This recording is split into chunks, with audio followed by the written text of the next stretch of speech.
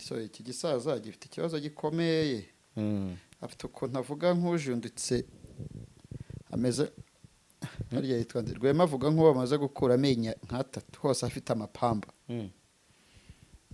ntabwo Rwema namutindaho hanini ni ukuvuga ati Jean Paul niriya pe nabonye ntayo Rwema yavuze Rwema ubwe afite iki bufite n'igisaza cy'ikimara kiraho ufite Rwema ntacyo yica nta n'icyo akize ntabwo mututse rero tubona ikimara ufite n'ishyomotse se namuvuga gute Rwema oya ariko Rwema biragoye kumusobanura oya ibyo byose ushobora kunsubije urakaye oya ntabwo ndakaye none se nuko ndakara uribuka akora ikiganiro yambaye imyenda icitse n'amagunira ndabyibuka arimo agaragaza Mutabazi urugero rw'umurwayi umwise umusazi kandi yavuze ko nawe ubwo bamenyanye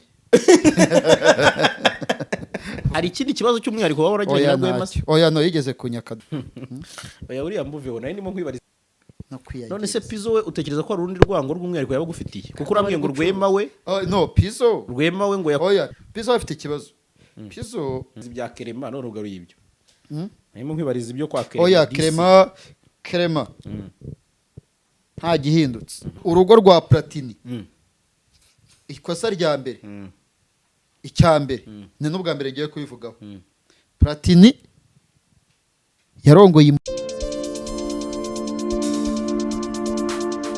Right, Jaras Official TV reka tubasuhuze tubifuriza ibihe byiza amahoro y'Imana bane namwe aho muherereye tubahaye ikaze ku makuru n'ibiganiro tubagezaho buri munsi reka nizere ko rero abadukurikiye bari mu Rwanda imbere n'abari hanze yarwo bumva ikinyarwanda mwese mumeze neza batameze neza ubwo namwe turabakengurukiye mwihangane niho bigenda twongeye kubana na Jean Paul Nkundineza kuri kamera zacu kugira ngo tuganire byinshi bigiye bitandukanye mbere na mbere ngo ikaze wiriwe neza wiriwe amakuru turashima Imana batameze neza se nibiki sakano kasabe ubwo watwaye ariko nabo baba bahari ariko no wakazanye batameze neza mwihangane baremere uze nabaremera nte koko niko kanyenyeri nimero yawe uyipendingisha igiye mu bago stress uyishyire kuri ihirwa na Sosanide yo ngiye mushyireho andi makuru se cyumweru kimeze giti cyumweru se cy'ubukwe se bwa Redamutus n'urupfu rwa Yorodo Queen nyina mama we yaramukwaga ngo no murundi ese burya murundi ngo no murundi ntago nari mbizi ariko bari barabimbwiye abarundi ko Yorodo Queen ari uwabo ati nubwo muvuga ngo no wanye ariko ni umurundi kazi okay aha uyu munsi rero nifuje ko twongera kuganira cyangwa se ko wicara imbere ya kamera kugira ngo tuganire byinshi bitandukanye by'umwihariko nabonye mu minsi yashize twakomezaga tuvuga ko tuzavuga kuri issue ya Platini tukomeza tuyisimbuka ariko nabonye umuyobozi umuyobozi wa Rwanda Forensic Laboratory mu kiganiro n'umudokiteri ntabwo ari umupolisi ariko okay abapolisi b'abadokiteri n'abasirikare bose nibyo nabonye mu kiganiro yahaye abanyamakuru kuri tweet imwe y'umunyamakuru wari urimo wa Flash FM avuga ko ibi bintu nawe yagiye kuri space se oya we yakotinze ibyo yavuze abishyira kuri Twitter ye avuga ko ngira ngo na tweet bari kuyibona turi kuyinyuza mu kiganiro avuga ko havuze nta mbaragarireho niwe uragiye kuri tele umwe wo mu Mutara nta mbaragarireho ageze mu badokiteri yavuze ko ibyavuzwe ko Platini yapimishije umwana agasanga atari uwe DNA ibintu nk'ibyo ngo ari ibihuha bitabaye cyangwa se ari ikinyoma ubwo wenda turaza kuba tubigarukaho n'ibindi byinshi bigiye bitandukanye mu minsi ishize wavuze ko Moses yajuriye ku cyemezo cyo gufungwa by'agateganyo cyafashwe n'urukiko rw'ibanze rwa Nyarugenge ariko nabonye inkuru zivuga ko ngo yatakambiye n'urukiko avuga ati mu byegeze imbere ndeye ko nasubira ku ishuri ni byinshi ibyo mu Butaliyani byinshi cyane biba bigiye bihari ariko mbere na mbere reka mpere kuri iki kintu kikureba nabonye mu minsi yashize Rwema yarakoze ikiganiro agusaba ko ugomba kujya kwiga amategeko ngo ndetse ukihugura byimbitse waba warabyumvise se ubivugaho iki kimwe yakoranye na Nyabyenda Nyabyenda Kasiyani mushuti wawe oya ntabwo ari inshuti yanjye ari inshuti yanjye naba mbeshye uriya mwana afite ikibazo so iki gisaza gifite ikibazo gikomeye afite ukuntu avuga nk'ujunditse ameze harya yitwa Rwema avuga nk'uwo bamaze gukura amenyo nk'atatu hose afite amapamba ntabwo Rwema namutindaho kubyo yavuze ntabwo Rwema afite iyo agiye kuvuga ibintu biraho bipfuye avuga nk'ujunditse amazi kandi yarimo guha inama sawa Rwema uzanjyane muri RDP chef we yaravuga ati Jean Paul niga amategeko byari bivuye ku ki byari bivuye ku kibundi nyine kuri izi sene zimaze ari iyi Burundi cyane cyane y'ibyabaye bihuriye n'amategeko ariko se we icyo yasabye icya mbere ahanini ni ukuvuga ati Jean Paul niriya pe nabonye ntayo Rwema yavuze Rwema ubwe afite iki bafite n'igisaza cy'ikimara kiraho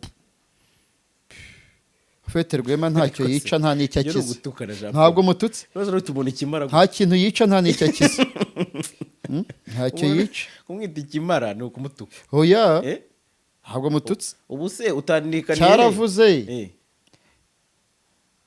ngo nawe yakagombye kuba afunze nk'umuntu ufite uburwayi bwo mu mutwe Rwema pasoni ngo wowe se we yakagombye kuba avuga kuri Karasira ufite n'ishyomotsi se namuvuga gute Rwema Rwema biragoye kumusobanura ibyo byose ushobora kuba unsubije urakaye oya ntabwo ndakaye nuko ndakara uribuka akora ikiganiro yambaye imyenda icitse n'amagunira ndabyibuka arimo agaragaza Mutabazi wateretse ba Gasaro bakaguha ishusho ifoteje ndabyibuka abari by'icyo kiganiro nzi ko bakizi wabateretse se bakaguha agashusho gato byibura yambaye ibigunira kandi ngo arimo agaragaza uko abona Mutabazi wapi ni umusazi Mutabazi ararengana Mutabazi yabagoreweho uriya yari we ufite uriya yari Rwema uriya yari Rwema ukuntu narebye ikiganiro yaravuze ati ibi bintu ni urugero nakwerekana oya nta rugero wana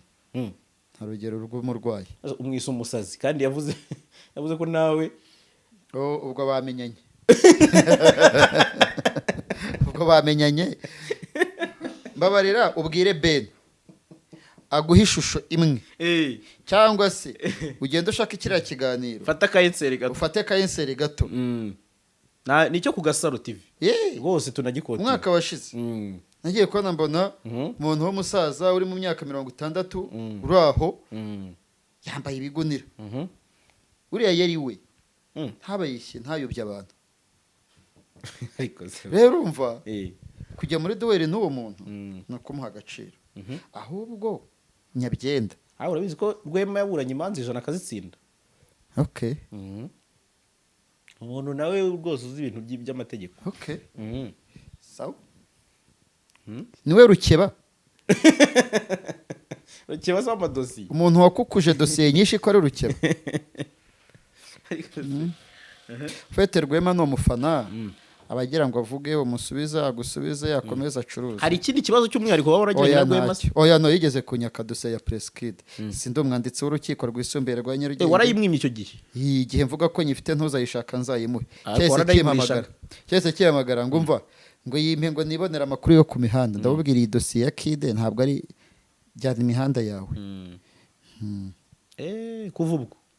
kuva ubwo agenda yoga amagazi Rwema mwajyaga mubyumva kimwe hari ikiganiro zo twari twahuriramo hari ahantu zo twari twahura tukaganira tugaciringa gusa yenda muri Cogamo ntiyantwaraga Cogamo se wari uyirimo ariko nari ndi muri timu yari yirimo twaraga abayobozi officials none se umushoferi wa cya kimodoka siyese ntabyo nzi yewe uyu mwanya mukarasa nk'umushoferi ukora ibiraka ariko se mu modoka ye urakoze iri hejuru ya miliyoni 100. nta kibazo ubwo ni ya Range Rover sawa nyine urumva urimo nawe kumpemukira pe wongera uri kuhemukira nuko wowe wahise iyo amaze kumiragura ibyo amira ibyo yavuze none wowe oya yavuze se niwe wibajije si Nyabyenda wabizanye Nyabyenda sinzongera kumujyana muri Arimus Nyabyenda afite platform ze akoreramo nanjye afite izanjye ngewe nzafata umwanya nzajya muri Nyaruguru mu murenge wa Nyabimata siho kwa sana nyina Nyabyenda nakubura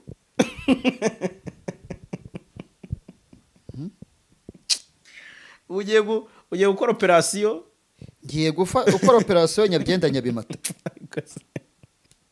ariko disi imana irisi buriya mwana arisimbukuruza hari n'umuntu wambwiye ngo ajya bakora umunyabutare ngo hari ingoma kandi n'icyana cy'inyabimata Nyabyenda Pizo ni Nyabyenda mani uzajya umenya amazina y'umuntu ari uko yafunzwe cyangwa yapfuye wego ni uburenganzira bwe yitwa nde Kasi irindi Pizo irindi ubwo afite n'indangamuntu iriho gore none se kayo ngari yavuga karakane imitwe ubu nanjye nakwita J aho fete kuri nuko enderanya none se okay buretse gato icyo ni kumva muri wowe icyo wishyizemo ku munyamakuru ari wabigizemo uruhare rega baranimubwiye no muri Arimus niba umuntu akorera amakosa mu kiganiro ugakoma amashyi ugaseka ugatwenga nk'ukuri gutwenga ugahita ukora titire ngo Jean Paul ni umurwayi pe eske niyo titire ni Rwema wayimuhaye ariko yabivuze pe oya pe ntayo numvise ese buriya n'ubupyisi kandi Nyabyenda kujya iwabo iyo ugeze i Huye ni isaha imwe ntabwo bigoye kugera kwa Nyabyenda neza ku muharo noneho iyo ngiyo isinzi nta mukozi wa RIB twahuye Nyamirambo ati Nyabyenda yarakomeye ati turiya mwana ati cyakora tubabonaga azagira ubwenge yavaga gutashya akajya noneho Nyabyenda buriya ikibazo nuko Rwema yakuvuze kwishyiramo Pizo oya no urumva nawe amakosa akorerwa kuri kamera ku batumirwa bawe ni wowe uhamagazwa nta muganga waguhamagaye rwose umwe se babiri se urumva icyo nibaza hose urumva navuga iki koko umva nkubwire nawe wahise ikibazo noneho reka binave mu nzira ntabwo ikibazo ari Rwema ubwe afite ibibazo bye mu mutwe biri aho nawe se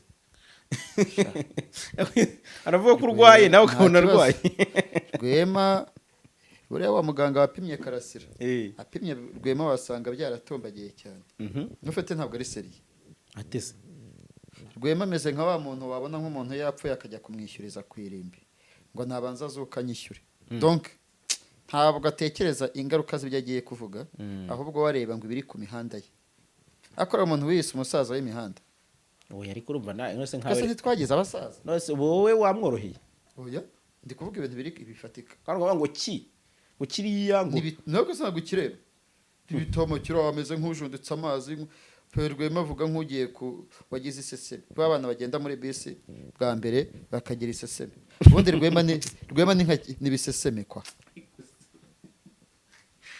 hari umuntu yageze kumbwira kubaza ikintu kikwerekeyeho biba bikomeye kabisa hari umuntu yageze kumbwira na Angelique Gatarayiho atari ko Rwema ko atarakora operasiyo y'ibura ryawe igihe uburirwa irengera iminsi 7 ubwo nanjye nari nyiteguye ngo azavuge ngo nzanye amakuru mashya Jean Paul yarabeshyaga n'ukuntu avuga njye sinabishobora ariko iminsi iba myinshi igahimwa n'umwe gusa iminsi n'amateka bisabagarukira so Pizo wese ubwa mbere se n'ubwa kabiri niba iyo akoze titire zinyerekejeho acuruza neje azakora indi nkuru ariko niba nta kintu mumariye ntareke gupezanya no kwiyagiza none se Pizo we utekereza ko ari urundi rwango rw'umwihariko yabagufitiye kuko urambwiye ngo Rwema we no Pizo Rwema we ngo oya Pizo wamwimye dosiye Pizo afite ikibazo Pizo kumuha interview ni uburenganzira bwanjye ntabwo bigenwa n'itegeko ngo ntamuhaye interview ngo yego Pizo nagiye muha ibiganiro inshuro nyinshi si rimwe si kabiri si rwose gatatu nagiye mbibona hageze aho abigira akamenyero ahubwo rero Pizzo wowe ntunubaha umuntu interview yanjye kuyiguha urasabwa iki ati oya ati ahubwo nzajya ashaka abakwitsaho ucuruze mu bundi buryo niba mwimye interview ashaka abanyitsaho akancuruza mu bundi buryo niba isura yanjye kuyicuruza yunguka Pizzo go ahead ese buryo naho ya bintu byayo ni binini birebire ariko se mperuka kese muri RMC ariko nziko oya yaje ni nka kwa kundi wajya gutereta izaga kubaha umukobwa ikiganiro. ni nka kwa kundi wajya gutereta umukobwa umukobwa akanga ko mu bishuti noneho ugakora operasiyo yo kuvuga ko ari indaya uwo niwe Pizzo Nyabyenda Kasiyani ni ukuvuga ngo nyuma yuko utakimuhaye ibiganiro oya n'uwakinyatse ntakimuha ariko nawe akakigura nk'uko n'abandi yego babigura genda umufururence rega ntabwo ufata umwanya wo kuza ku makamera kugira ngo mumbone mwishime sinkeneye gutwika ngewe urumva none se n'itegeko ushobora kukubwira ngo ngewe interview yagira amadolari 100 ni ibisanzwe gusa n'ubwisanzure ubundi ntabwo bikunze kubaho ko abanyamakuru bapesanya kuri uru rwego ubu Pizzo niba ataragura ikarita ya RMC azayoboka iya RIB nk'abandi bose kuko ubushize bari bamwihakanye ariko hazaho kuvuga bati yari afite gahunda yo kwigura bla bla bla bla ubwo yarayiguze ibyo byose ntayigure nawe munyamuryango ko yinjiza ibitiriya ariko afite ibifurumba none se kwa Pizzo waba se we mukuru kandi ntabwo ari ko ari mukuru mu myaka nuko ari ukomeye mu buryo bw'agafaranga yakwiririye amafaranga yitonze si sawa se nzi ko ahubwo akwitsaho kuko wenda aba yakubiswe ntabwo akubitwa uwaguze imodoka agahita ayishyira kuri Facebook n'imbuga nkoranyambaga dore imizigo iyo mizigo ifite hari ubwo izaguhiraho wa mwana witonda ariko se kuko Jean Paul reka iki gisaza cy'Imasaka ikiye se kandi yereka n'uwi Masaka uri mugabo Rwema n'uwi Masaka Pizzo sara cyaba ku kadege ariko se kubera iki muri kuduha akazi kwezi urumva wagiye kubacukumbura ukagera no mu ngo zabo iyo none muzehe w'Masaka we murapfiki kuvuga uti ntari ni musaza yasaha yo muri Amerika nayo ebana yacyantonda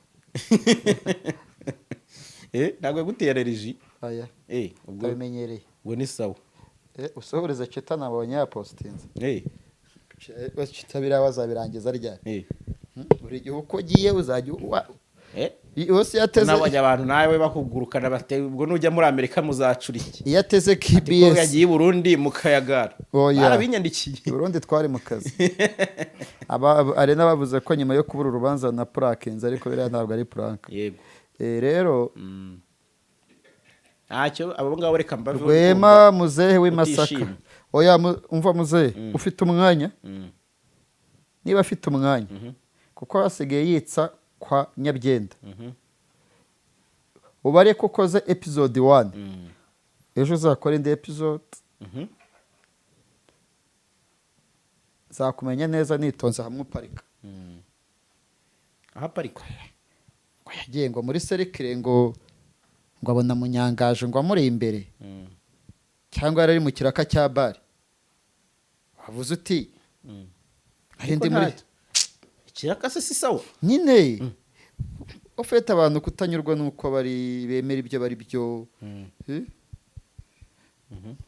ubuse ribi igihori ribi zavuge ngo wowe nawe dawe ubu umuntu ajya ibi ntibikomeza igihe kizagera umuntu ajya aca kuri izi mbuga afite ibyangombwa byose bimwemerera kuzijyaho i Burundi ntubone nta YouTube trending nko mu Rwanda nuko umunyamakuru mu Burundi nyine aba ari umunyamakuru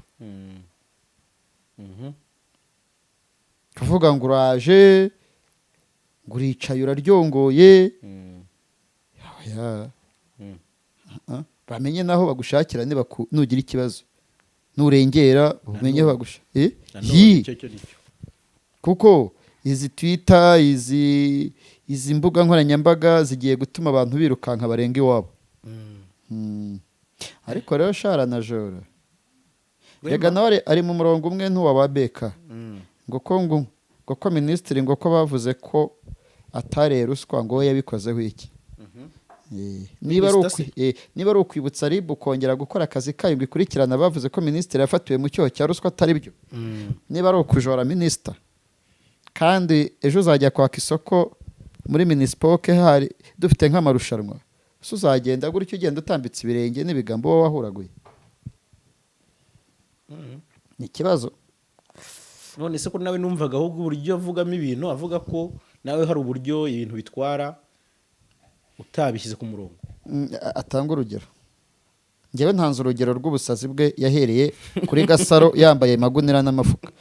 Uti yavugaga ariko urabona Rwema uzamwikuraho shamva nkubwire ko nabonye nawe acukumburara, ahubwo uzambwire akorera muri Saint Paul saa 8 saa 9 karaga ngo gatumira nzahajya ari mu kiganiro keretse niba bifunga ugenda ubagwe gitumo se.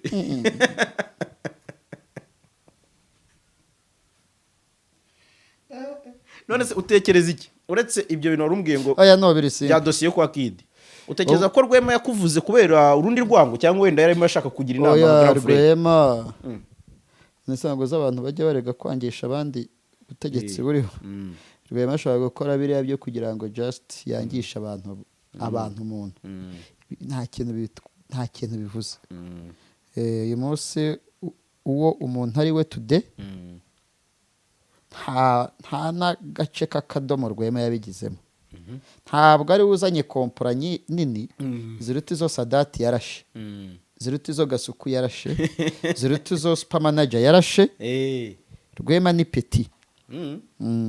Ahubwo shanzihera n'ikiganiro super manager yarakinyatsa ariko afite imiziro. Afite super TV japo twamaye ikiganiro kuri super TV shani super nzakiguha ariko ya miziro igomba kubanza kuvaho. Anyway nabonye na yandi yo kwa na mizuro yari iri kwa Clement yaravuyeho ni byiza bari nta kibazo gihari. Reka ngende umucuruzi curuza iki curuza amagambo rero nta kibazo. Na Big Man nzamuye ikiganiro mwari mwaranjyanye muri gereza mwebwe gute mujyana muri gereza gute bandeze karakaraka niya wabo mpemba tiriyari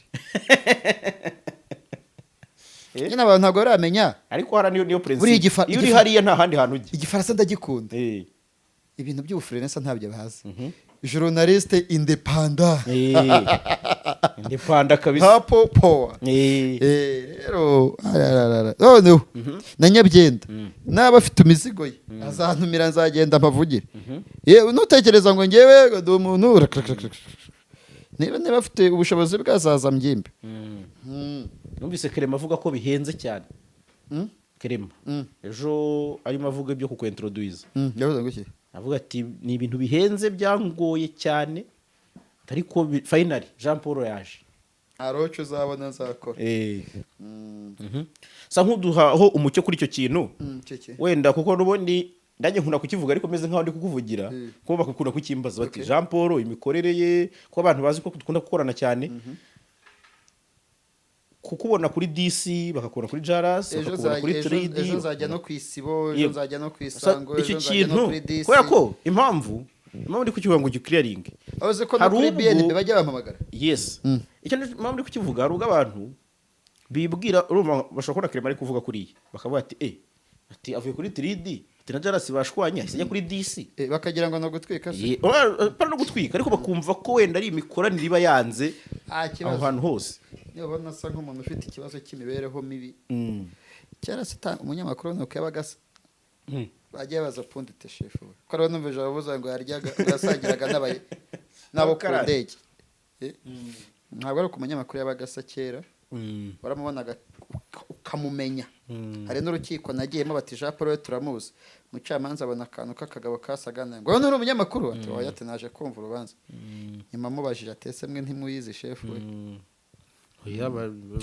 Hari ukuntu ubuzima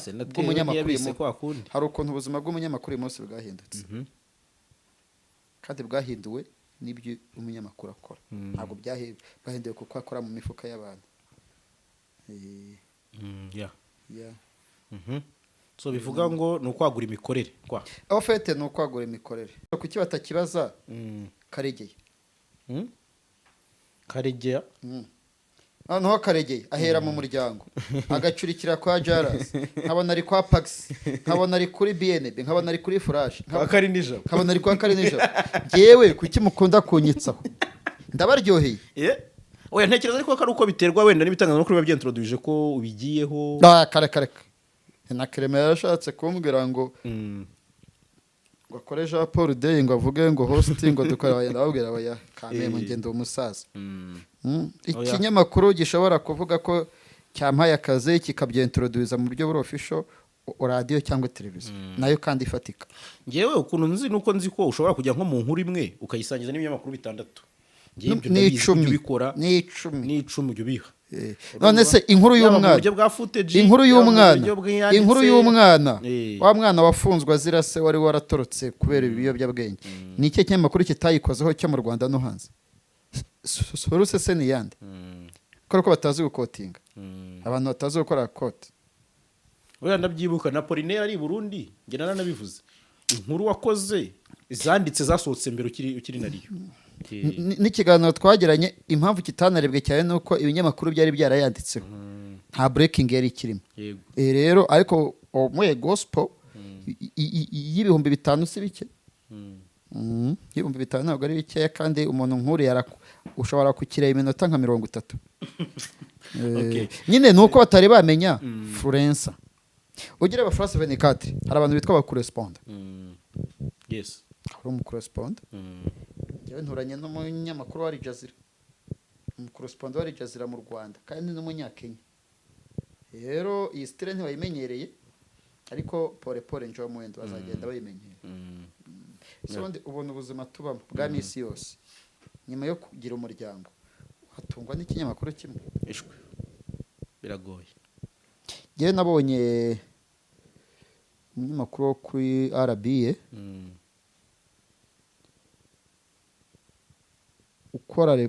akora reportage no kuri La Voix de l'Amérique mu Gifaransa. Ni umukozi wa RBA ariko n'umukorespondant wa La Voix de l'Amérique muri version y'Igifaransa. Agakorana na La Voix d'Amérique. Okay.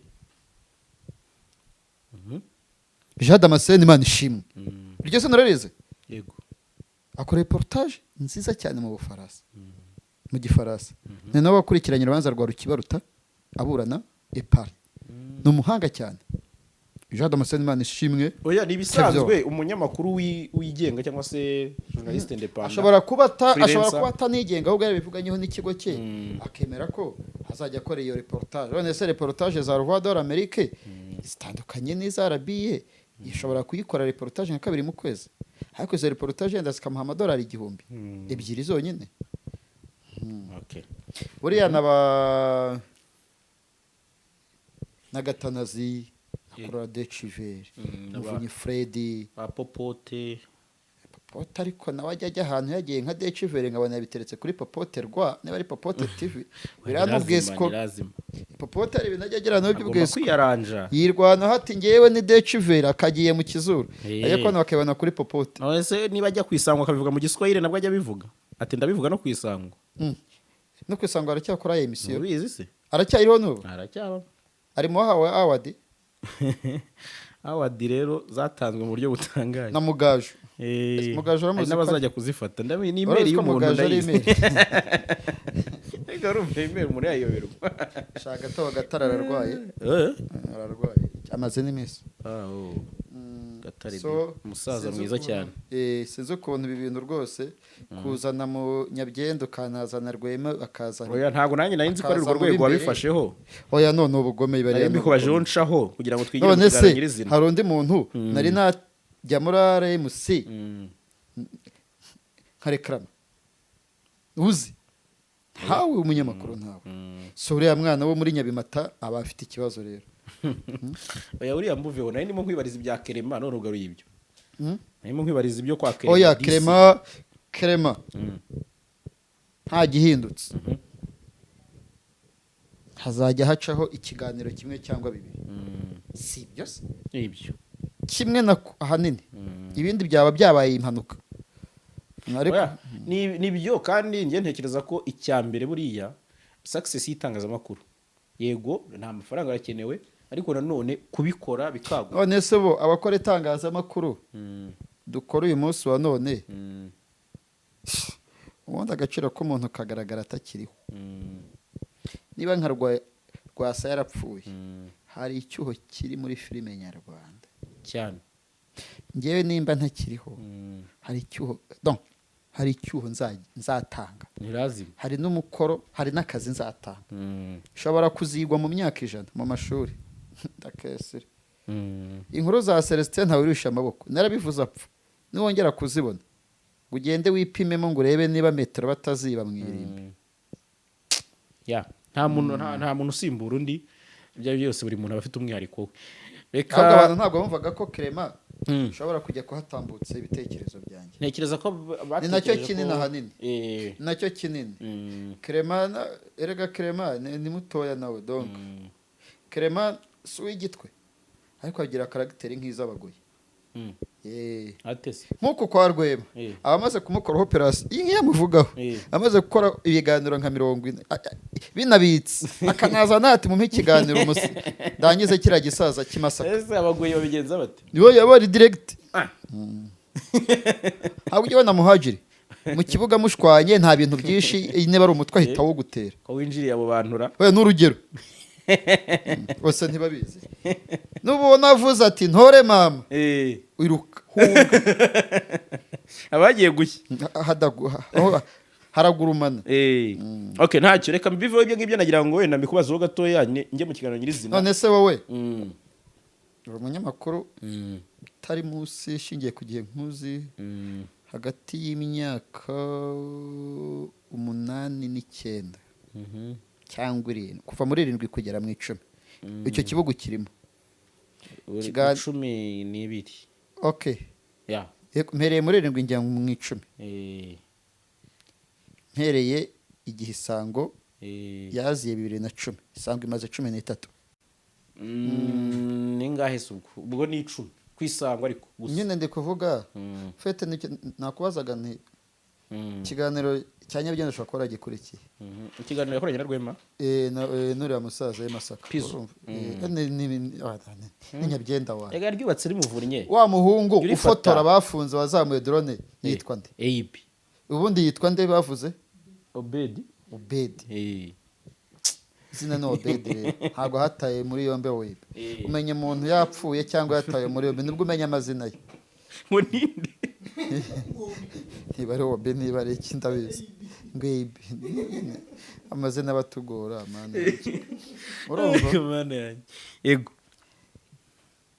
ese wamenye ibye mukaje turamugaruka umuntu umuvuze nta namaze umunota muryongoraho uhise ubigira titire ngo tageti birakomoka mu kwimwa cya kiganiro nzagucuruza mu bundi buryo curuza chef we kandi nta muntu uzi ko ari nk'umuntu wa wifuza ngo ashyirwe ku matambuneri nashaka avuge ko ari ipyisi irisha bikabura uzi ko hari abantu batumirwa mu biganiro ntibabashyira mu matambuneri bagashyiramo abo bagiye bavuga bakabahengeka sha petit niba uyumvuze ubona amafaranga ujye ukora ariko niba ntayabona ari gushya yaruriki ngewe Nyabyenda muhaye uburenganzira niba abona kumvuga bimwinjiriza navuge ariko niba mvuga ntibimwinjirize okay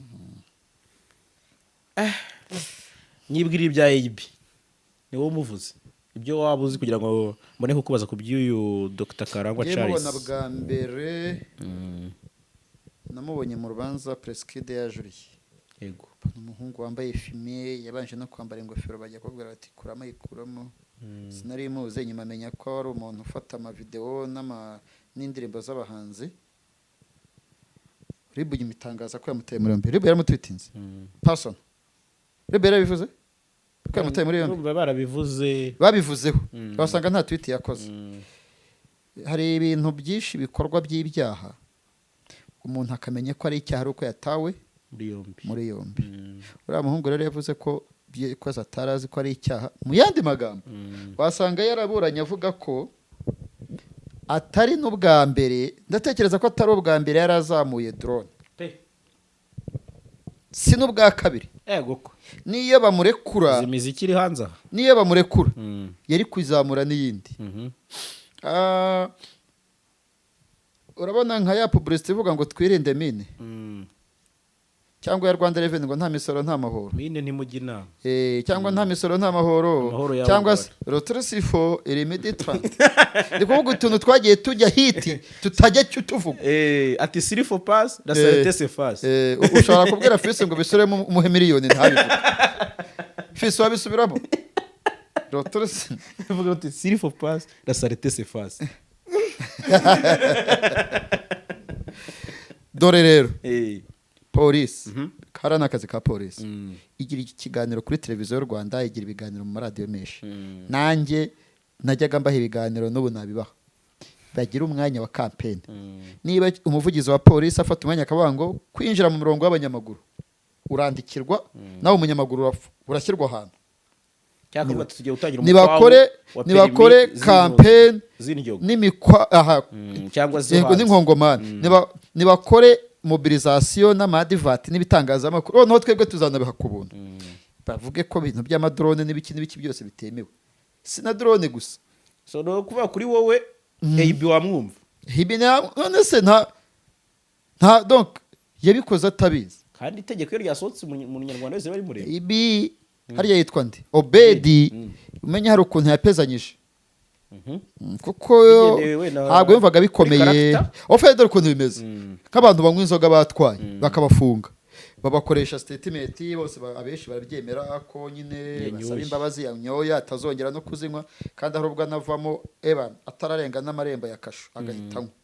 Ariko uyu munsi ni dosiye polisi ihita ishyikiriza pariki, pariki ikayiregera urukiko. Ni urubanza wisanga udafite n'umunyamategeko, kuko waburanye ibyemera byose, rimwe na rimwe waranashukashutswe, ukaba ugahamwa n'icyaha gishobora kuvamo n'igifungo cyangwa andi mande menshi. So ndavuga iki, ibintu byose yabikoze atazi ingaruka ko bizajya mu rukiko. Uyu munsi bivuyemo igifungo. Wasanga umushinjacyaha navuze ko yinjiye mu kirere atabisabiye uburenganzira igihugu cyane, ni nko kwinjiza indege.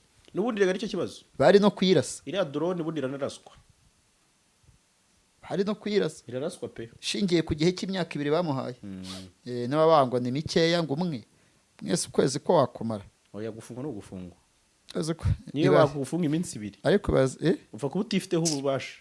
Niyo bavuga amasaha gusa muri documentation mwamaze 7 uriya mwana w'umusore afite amahirwe y'uko azabona liberation conditionnelle, kuko icyaha yakoze ntabwo ari big deal. Ariko kuzamura ibintu mu kirere nabyo bishobora kuba big deal.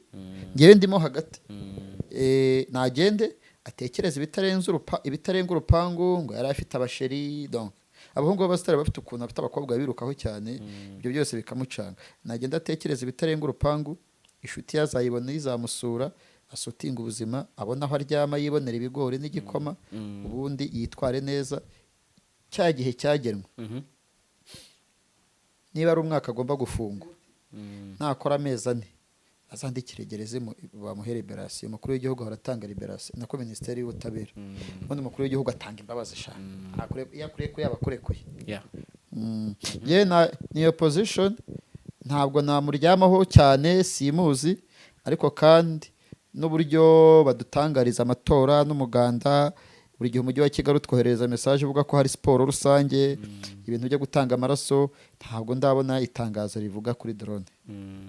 N'abatari bariya bazawe, n'abatari Obedi bazafatwa. Ariko bari Obedi yabaye igitambo. Njya mbwira abantu nti ibyanjye namaze kubikatisha, namwe nimwirwariza ibyanyu. Urusanzwe muze se n'umuntu munini, n'umushuti wanjye, n'umuntu munini, yego, muri ino kariyeri tuzamusure. Ketchup we ni iki buriya abana? Ketchup akibyara abana 3. Fete nagize impuwe nkumva Kameme araremerewe, ntegura gahunda yo kumusura. Umuntu wese rero mpamagaye akumva ijwi ryanjye, ahita yumva ibintu by'amategeko n'inkiko. Atubwo uzazumbaza uko nabatwise, atumbaza nawe undi nabyaye mbere.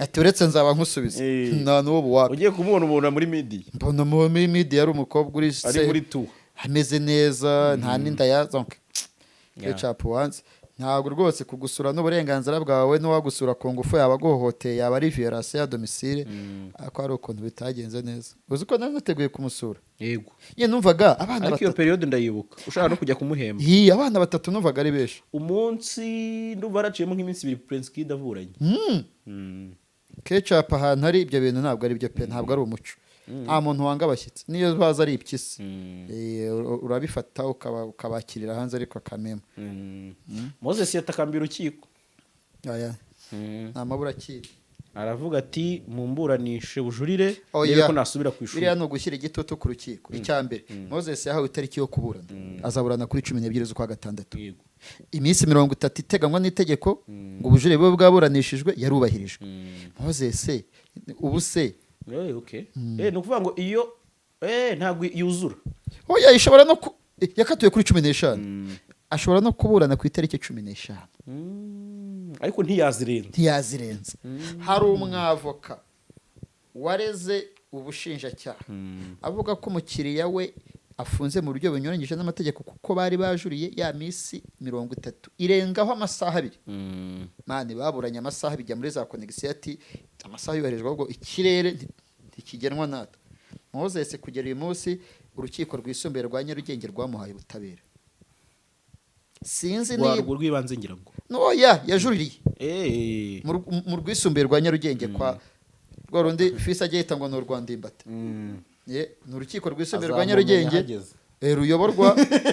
ruyoborwa na perezida udahemuka Adolphe kugera uyu mwanya rwakoze akazi karwo ibindi by'amabaruwa no gusasa imigere no kurushyira kuri pressure idakenewe icya kabiri siwe ubabaye wenyine ubu se niba hari nk'umuntu ufunze wari ufite ubukwe habura iminsi 2 nta nkuruze y'abageni twakoze bari bafite ubukwe Samudi bagatabwa muri yombi yego ubu se uza ama projet uyu muhungu Obed yari afite y'abantu yahagaze si make ubu se Sakara ntiyavuze ngo agiye kurongora ihogoza arye nawe yarabisabye icyangombwa nuko procedure yubahirijwe kandi kujya kwiga sicyo kintu gikomeye muri gereza bariga biga n'imishinga n'ubumenyi ngiro n'ibiki nta hantu biga nko muri gereza ni nawo mwanya wo kwiga no kwitekerezaho ikintu gishobora gutuma byibura rekurwa ari nk'imiti ya kanseri afata arwaye nka kasa prostate kavuga ati nirenga izakwira umubiri n'urukiko ntirwanamufunga kuko hari iyo ugifungura kubaza ngo abarwaye sida bajye ku ruhande abarwaye ibituntu bajye ku ruhande abarwaye imitima kugira ngo bamenye uko bazajya bakurikirana bari no muri gereza ngewe ubwanjye navuganye na Maître Bayisabirene ndamubaza nti iryo shuri ni iriha turanteye nabonye ashyiraho umutifuci twaravuganye mu kiganiro nakoreye muri cya gihugu ya Rukritoma nabo bakima umuntu ndo Chrise abameze nka wa muhungu ugura indaya aragenda umva baragitegura koko bayankura mu yose reba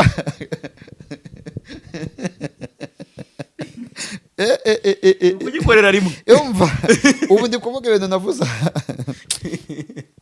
urumva ngewe navuganye na Bayisabe Irene kuri DCTV Rwanda ubujurire bwe namubajije nti waba ari umwihariko ku mukiriya wati nibisanzwe tushobora kwandikira urukiko urusaba itariki ya hafi ariko ibyo bintu bisaba mu mizi mwasabye ryari ngo ahabwe itariki ya kare aturumva twabisabye nka mu maroma ku tariki 22 mwafuzaga se kuburana ryari kuri 25 ntese umukiriya wawe arashaka gukomeza amasomo hehe arabiyoberwa ni iyihe ngingo mwashingiyeho musabira iryo shuri kuri iryo somo arihagaritse ubuzima bwahagarara ku isomo tutamenye neza ari ry'umusamariyakazi ayandi yose tugerageza kuyamenya keretse wa mutaliyani se watika gwese naryo ni isomo ashobora kumubura ubuzima bugahagarara okay ntacyo nakare Moses ikiriho haribwo abantu bashyira pressure ku rukiko bikarangira ahubwo banakatiwe ngewe ngize amahirwe naburana nta n'umunyamakuru n'umwe uhari kuko bituma umucamanza arisanzura n'umuburanyi akisanzura akirekura none se reba itariki y'ubujurire igiye hanze ataraburana ngo yandikiye urukiko bigiye hanze naranabajije iriya baruwa yanditswe ryari kuri 22 kuki aribwo yaciye muri cya kinyamakuru umunsi yanditswe kuki uwo munsi yanditswe kuki ataribwo yagiye mu binyamakuru iki ni pressure nta mucamanza wajya kuri pressure okay acyo reka nigire kuri ino case n'ubundi cyane cyane numvaga nshaka kukubaza kuko uriya muhungu yagize amahirwe araburanira Nyarugenge bose ko nzaburanira Huye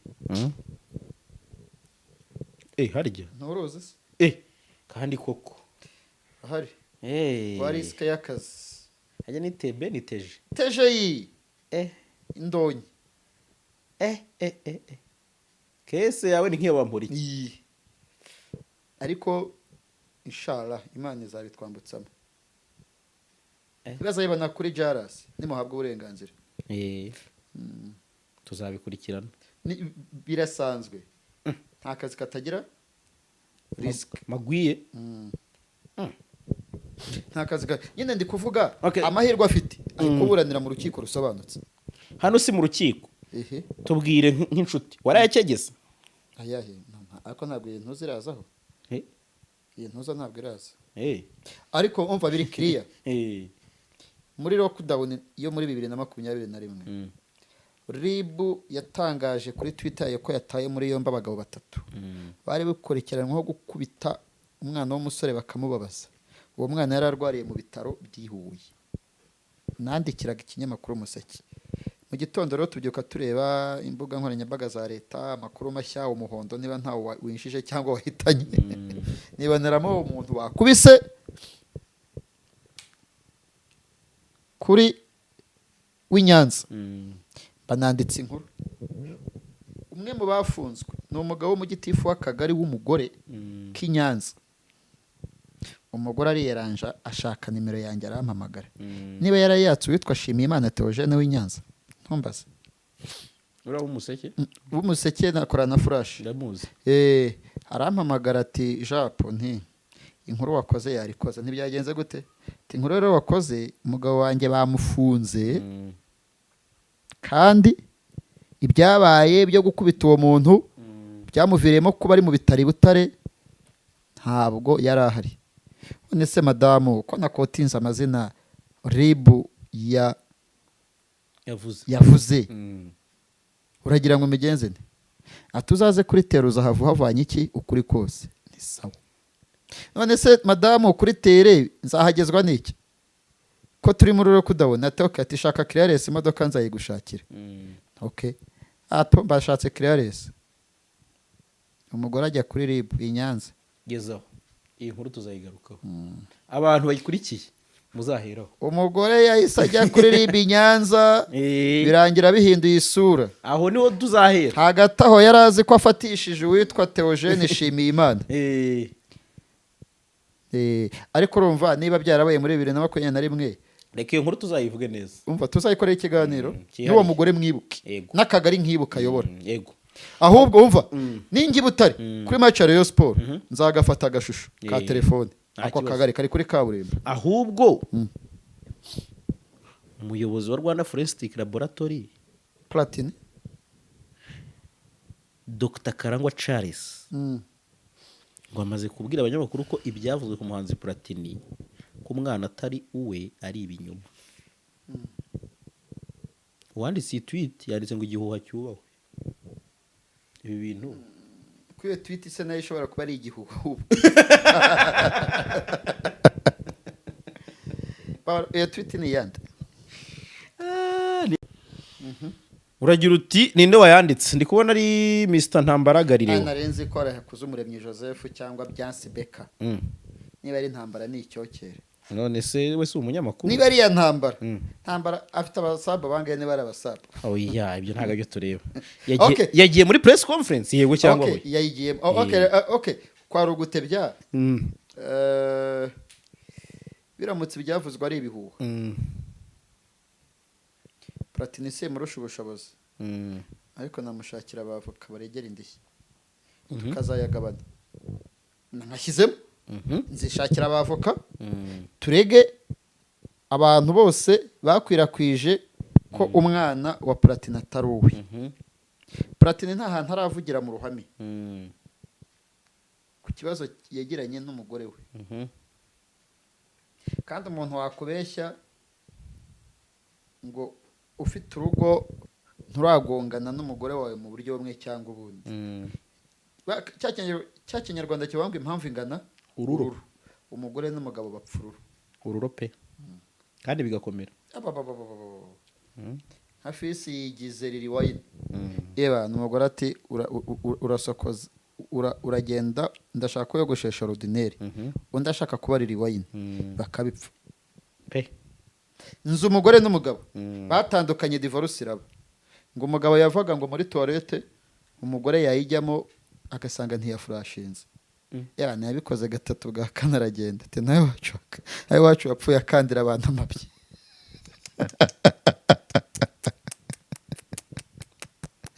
Baratanye ariko icyo nibaza divorce gatajyaho ngo iratangwa none yatanze impamvu nyinshi iyo yari ki aturigiye ko agiye muri toilette asanga atakanze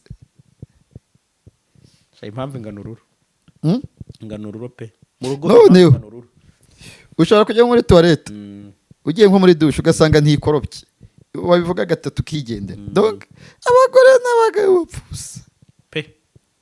ariko kiriya cy'umwana cyo si ubusa kuza bino ngo umwana si uwawe. hari umugabo witwa David dushima Imana na Evangeline dushime Yesu, bene wabo na David abyaye gatatu n'umwana yadabuta wa kane yafashe afite nk'icyumweru. Bamwumvishije ukuntu abo bana atarabi ari we wirongoreye umugore akamubyaza, umugore wabyarira Faisal, ni famiye yiyubashye, abana bize muri école française. Ntutekereze ko batandukana batinde. Abacamanza banavuga ko abisha ari imirengo, nta rugo rukennye rutandukana, ibyo barabyimenyera akenshi. Man umugabo aragenda arayagara anywa inzoga atarazinywaga ajya mu bagore baramwica, noneho bamwica urupfu. Uyu munsi bagize divorce bikomoka ngo abana bose ngo afite sabi.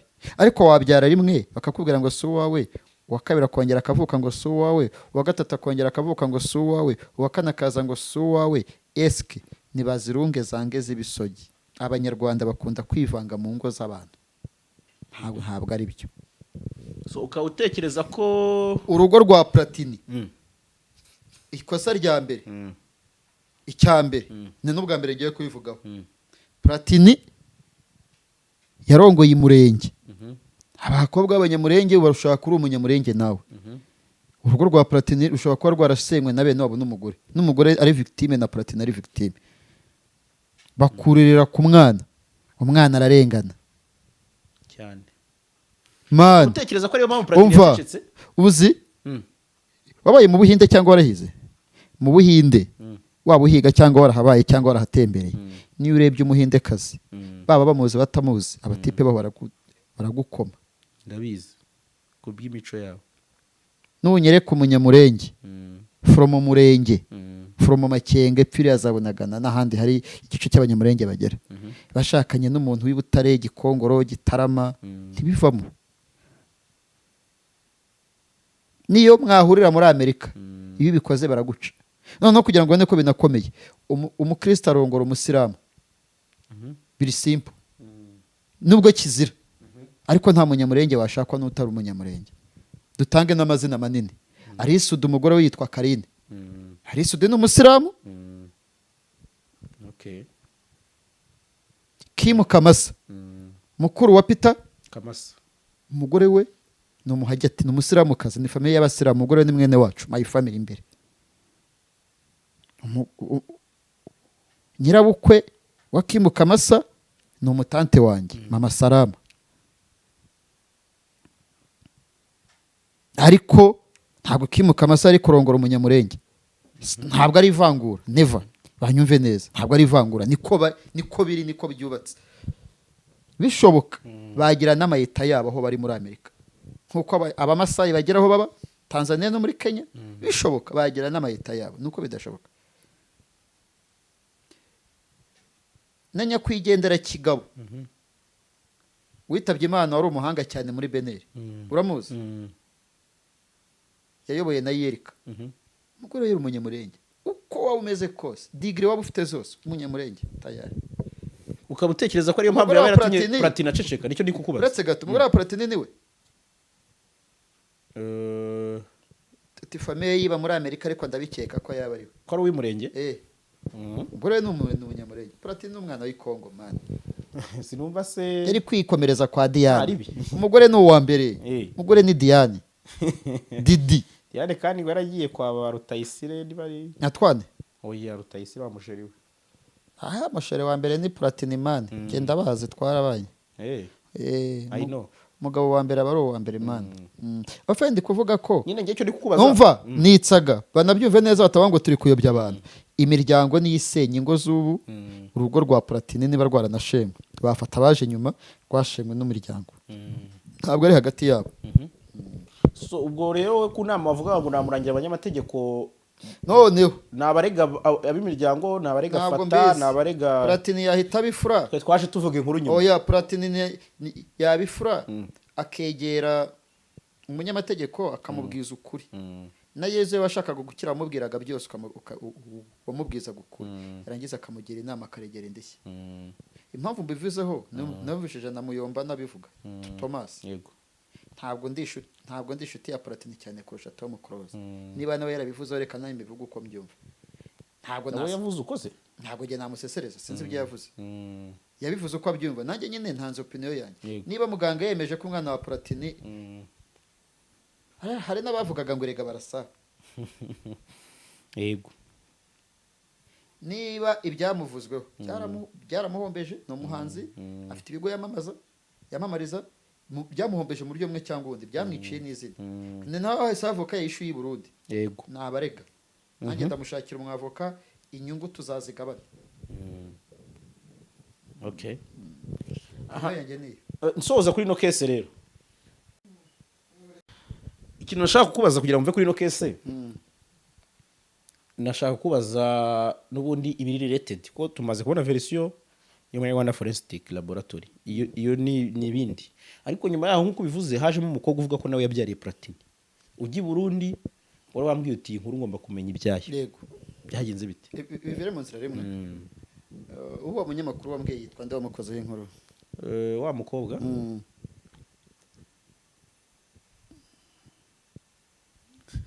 ntabwo mwibuka neza yitwa Liyoni sasa iyi Liyoni twarivuganiye wamuhaye ikiganiro kugira ngo mpuze nawe ariko yabumvishije ngo wafashe indege uzi Burundi gukurikirana iyo bagize ngo je muri case ya Platini yonyine y'abana wa mugore aratinye yo narambwira ati ni prank bwana ile ni prank kiganiro narakirebye namubwiye nti ndamuha icyo ashaka cyose ariko ambwire scene ye na Platini atebana ati yatinye afite ukuntu avangamo n'igiswahili atire ni manyanga ni prank amegogopa niyo mpamvu nabwiye Platini ni ikinyoma cyuko yabyariye umurundi kazi ni ikinyoma Platini ni umuntu munini Burundi bamwita Pi kubera indirimbo yakoranye na Fizo ahari yego iriya ndirimbo yakoranye na Fizo yatumye aba munini mu Burundi anahakoreye igitaramo yakunguka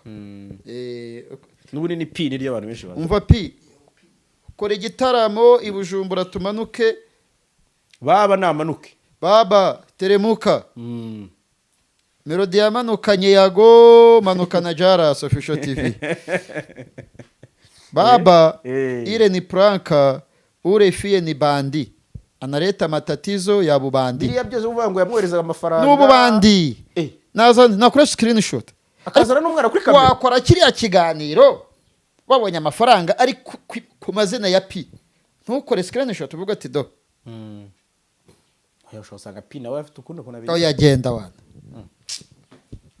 ile ni prank boss kumva umukobwa avuga ibintu okay nasubire aho bishingiye na umva se najye kurikoresha umwanya TV niyo nabonye igira amakuru yo ku mihanda avuga ati Jean Paul ibyo yavuze ntabwo ari pranka.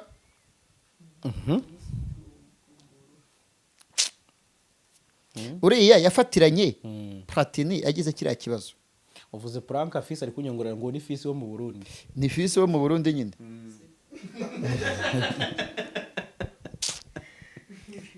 Nyine uzi umugani uvuga ngo iyaguye nawe utayigeriye utayigera ihembe. So Platini yari yaguye, buri bantu bose bamugera ihembe. Rero abantu bose yagiye ajoja areba ko amavuta agera kuri efu, bose bari ngo twarabyaranye ni Rwasasa. Ngewe nabonye abana bane na ba nyina ku munsi w'urupfu rwe rwa Rwasa mu Kagarama, harimo na babiri nzi. Ariko na kameme oya uriya mukobwa ni puraka, sishaka no kumugarukaho. Urugendo rw'uru Burundi ubwo nzavugaga naza akakuvuguruza, azaza bivuguruze. Naragiye Burundi akankwepa, urumva. Urugendo rw'i Burundi, ibibazo byatuse Nyirigera Plaza na Melody tuzabiva umuzingo duhere ku kibuga cy'indege yego tugera aho yaterewe muri yombi. Ibyo tuzavugaho by'umwihariko. Ntacyo reka ngiraho nsoreza kuko ntabwo turi buganire byinshi cyane uyu munsi. Tuze kugira naho duhinira baka nakadonyanga. Oya urabizi. Reka ngiraho nsoreza. Moses wambwiye uti aya ni amatakira ngo yi ku rukiko kugira ngo arushyireho pressure AB. Urambwira uti position yanjye numva hakabayeho uburyo polisi izajya imenyesha abantu ibintu bitemewe. Mobilisation ihoraho. Wenda ashobora no kubona imbabazi cyangwa se liberation. Reka dutwara ibyo nibyo ahanini nashakaga no kuri Platini. Oya Kide sha. Kide se bimeze bite? Citrusino 30? Kide press Kide. Arabura iminsi 30 ngo asomerwe. Murumva ari myinshi. Kuko agahaka ari kuwundi gahandurika. Ariko kuri we ni mike cyane. Cyane rigategereza Kide abantu kubera ko bashyizemo igihe kinini cyo gusoma bagize ngo byararangiye. Uramurikira. Kide shingiye ko yaburanye nuko yatangiye yaburana kuva muri detention, ubundi Kide yakabaye umwere. Kide shingiye kuva muri detention nakurikiranye urubanza rwe, ndibuka ko nari muri Kongo rugasubikwa kugira ngo nze. Oya rwarasubitswe yego cyangwa hoya? Yego. Urwo mu kwa gatatu mbyo bwari kugira ngo bigende gute? Ofete ntabwo ari joke. Kide uko yaburanye ubundi biramugira umwere ndetse akaka n'indishyi kuko yatakaje ibintu byinshi. Ariko bitunguranye. Ubundi inkuru ya Kide nuko yafungwa. Kuba yagirwa umwere n'urukiko rukuru ni ibisanzwe. Shingiye ku bacamanza bamuburanishije, shingiye uko yaburanye, Kide nta kabuza azagaragara mu ruhame yemye amaze kugarika.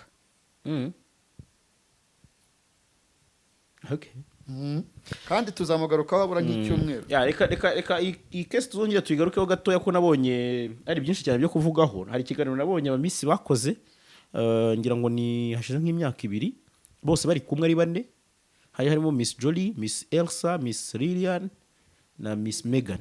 Na mbere yuko aburana nzashaka icyo kiganiro nzakigusangiza ukirebe. Ndifuza ko twazakigarukaho byihariye tukanavuga kuri iyo kesi kuko imyitwarire uburyo basubizanyaga fisi yakubwira ntago bahanaga. Jolie yari yabakashije. Ni nko kumpuza na Rwema na Nyabyenda ngo dukore ikiganiro kiraho. Ariko Emerene Nyembo, Maître Emerene Nyembo yatwemereye ikiganiro gifunguye kimeze nk'icyakayijuka kiraho kiri profession. Maître Emerene Nyembo twabivuza mu gikari official. Noneho igihe kirageze mbere yuko urubanza rusomwa cya kiganiro, igihe kirageze tuzamusanga mu biro bye cyangwa iwe mu rugo tuzagirana ikiganiro cy'umwihariko ndatekereza ko wowe na Fils muzategura ibibazo